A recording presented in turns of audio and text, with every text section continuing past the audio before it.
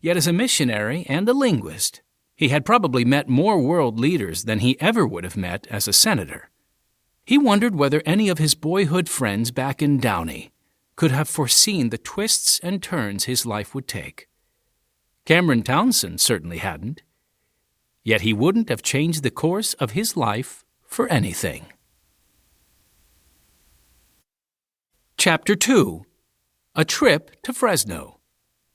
The crowing of a rooster woke 14-year-old Cameron Townsend early one morning in July 1910.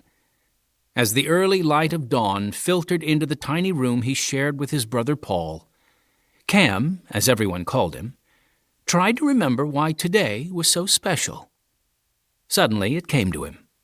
Today he was going to Fresno with his mother and Paul.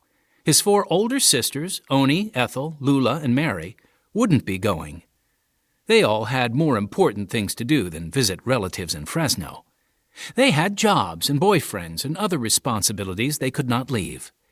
And Cam's father, Will Townsend, would also be staying behind on the small farm the family rented. He had to tend to the tomato crop that would be ripe for picking in less than a month. After the harvest, he would make several trips into Los Angeles to sell his tomatoes at the farmer's market. Until now, riding along on the wagon to Los Angeles with his father was the most exciting thing Cam could imagine.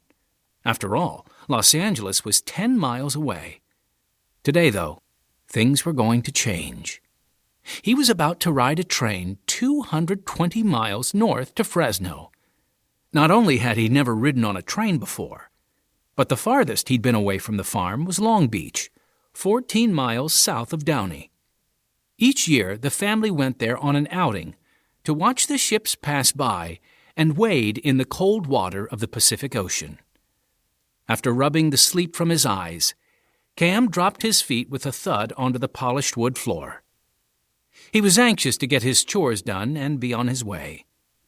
He pulled back the threadbare floral curtain that separated the bedroom from the living room and scurried through the kitchen, where his father was sitting in the old rocking chair to the left of the stove, exactly the same place he sat every morning. His father was reading his Bible, just as he always did, 3 chapters on a weekday morning, 5 on Sunday. Cam waved to him as he grabbed a bucket and headed to the water pump for a morning wash. The wash taken care of, he quickly pulled on his coveralls and went to help his father milk the cows.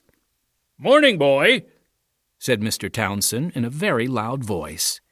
Cam turned his head so that his father could read his lips. "Good morning, Dad," he replied deliberately before squatting on a 3-legged stool beside a cow. He rested his forehead against the animal's warm flank, reached for the udder, and began working his hands up and down. Cam aimed the flow of milk into a wooden pail.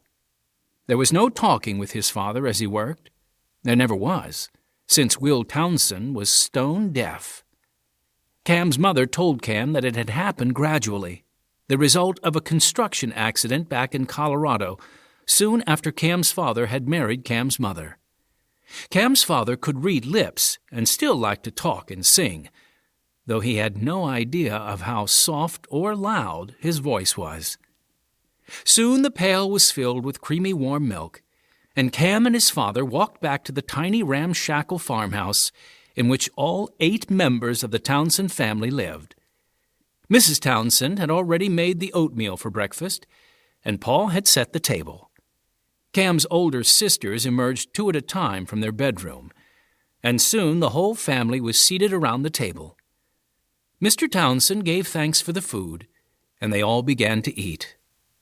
After breakfast, Mary and Oni cleared away the dishes while Lula pulled the big leather Bible down from the shelf on the sideboard. Everyone sat silently as Mr. Townsend read a chapter from the Bible, and then they sang a hymn. It was Amazing Grace, one of Mr. Townsend's favorites, which he sang with gusto.